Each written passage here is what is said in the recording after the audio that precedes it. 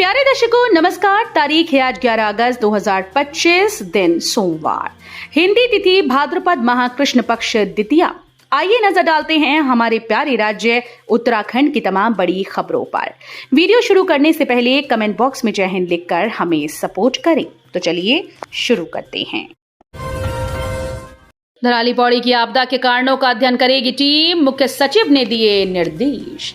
मुख्य सचिव आनंद वर्धन ने पौड़ी और धराली में भूवैज्ञानिकों की एक टीम भेजने के निर्देश दिए जो इन आपदाओं के कारणों का अध्ययन करेगी। ये टीम एक सप्ताह में रिपोर्ट देगी। इसके अलावा आईजी एसडीआरएफ अरुण मोहन जोशी को सर्च और रेस्क्यू ऑपरेशन का नोडल अधिकारी बनाने का निर्देश दिया गया है।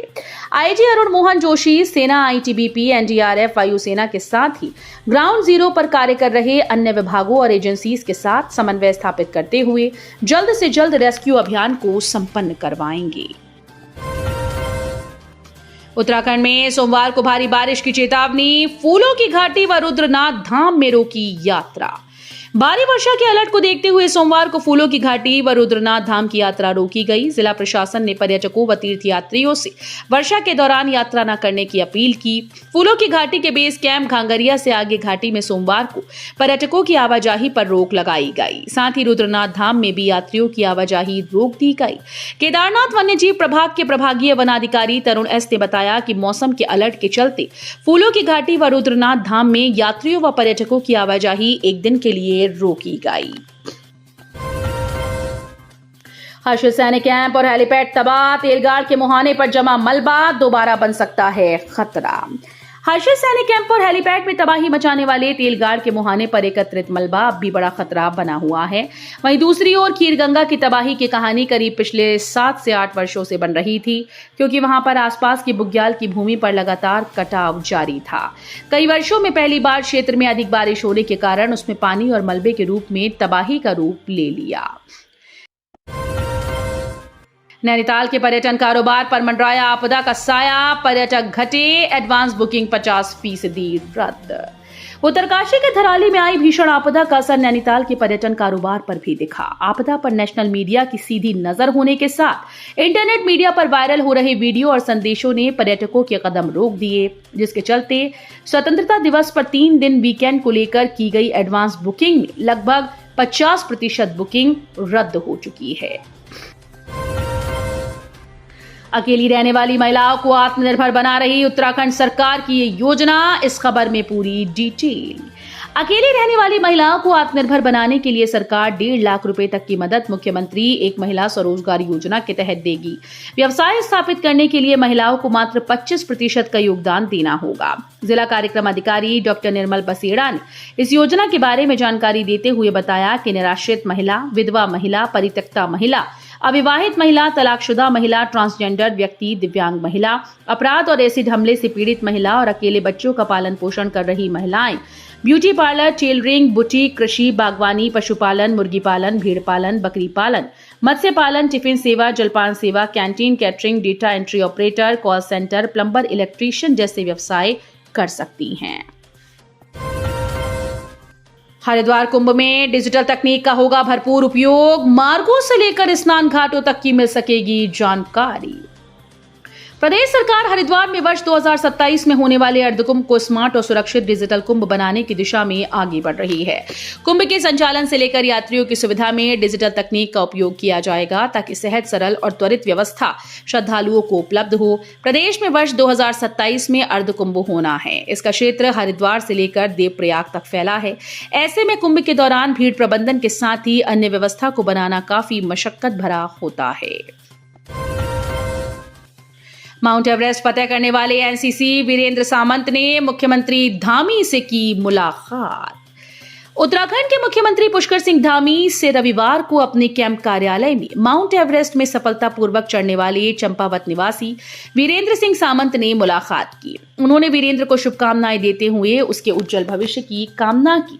उल्लेखनीय है कि हाल ही में माउंट एवरेस्ट अभियान 2025 के तहत भारतीय सेना और एनसीसी कैडेट्स के वीर पर्वतारोहियों ने माउंट एवरेस्ट की चोटी फतेह की थी, जिसमें एनसीसी दल में चंपावत निवासी अंडर ऑफिसर वीरेंद्र सिंह सामंत भी शामिल थे। 5 घंटे में आरोपी ने किया था काम तमाम, 85 घंटे में ढूंढा सिर और हाथ, जानिए पूरा मामला। एक तरह से ब्लाइंड मंजर बन चुके गौलापार क्षेत्र में बच्चे की जघन्य हत्या का पर्दाफाश पुलिस की चुनौती बन गया था।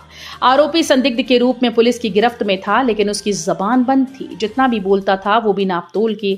4 अगस्त को 12 बजे के करीब गायब हुआ 10 वर्षीय बच्चा 5 घंटे के अंदर ही विभत्स हत्याकांड का शिकार बन चुका था। शातिर आरोपी ने शव को अलग अलग दबाया। 22 घंटे बाद तो शरीर का काटा गया हिस्सा, सिर और हाथ 85 घंटे बाद पुलिस को मिला।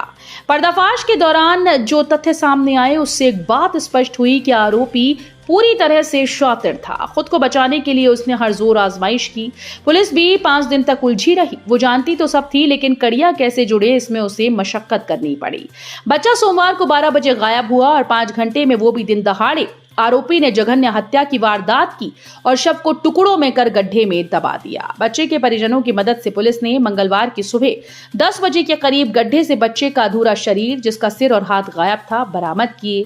सिर और हाथ पुलिस शनिवार को तड़के 1 बजे ढूंढ पाई, यानी 85 घंटों के बाद, जबकि इस अवधि में परिजन का गुस्सा भी सामने आया।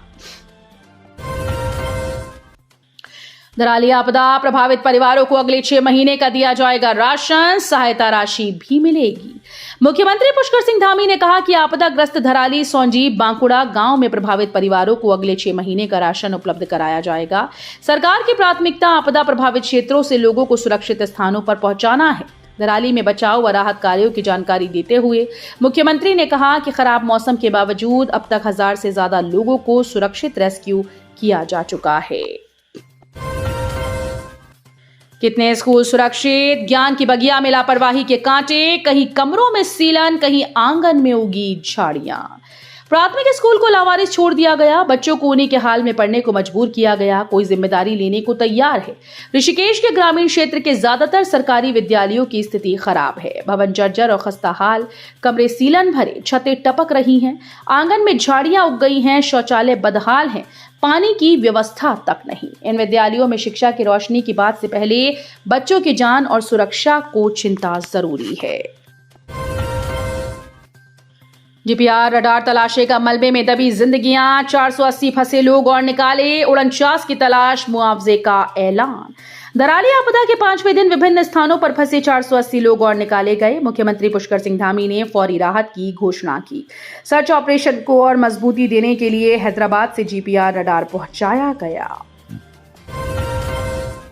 घर जाकर क्या बताऊंगा, फफक फफक कर रो पड़े बिहार के आनंद शर्मा, खीर गंगा में बह गए रिश्ते। गंगा मैया ने हमें बचाया है, ये शब्द कहते हुए बिहार के बेतिया जिले के पुरुषोत्तमा गांव निवासी आनंद शर्मा की आंखों से आंसू थमने का नाम नहीं ले रहे। 5 अगस्त को उत्तरकाशी जिले के धराली में खीर गंगा के रौद्र रूप ने उनके सामने ही उनका सब कुछ छीन लिया। मैं और मेरे चाचा तो बच गए, पर मेरे फूफा देशराज शर्मा और उनके 2 बेटे अनिल शर्मा, सुशील शर्मा का कुछ भी पता नहीं चल पा रहा। आपदाओं के जोखिम कम करने को मजबूत डिजास्टर मैनेजमेंट प्लान जरूरी, समझनी होगी जिम्मेदारी। भारतीय हिमालय क्षेत्र विभिन्न प्रकार की आपदाओं जैसे बाढ़, भूकंप, भूस्खलन, ग्लेशियर टूटना, ग्लेशियर झील, बादल फटना आदि को लेकर संवेदनशील है।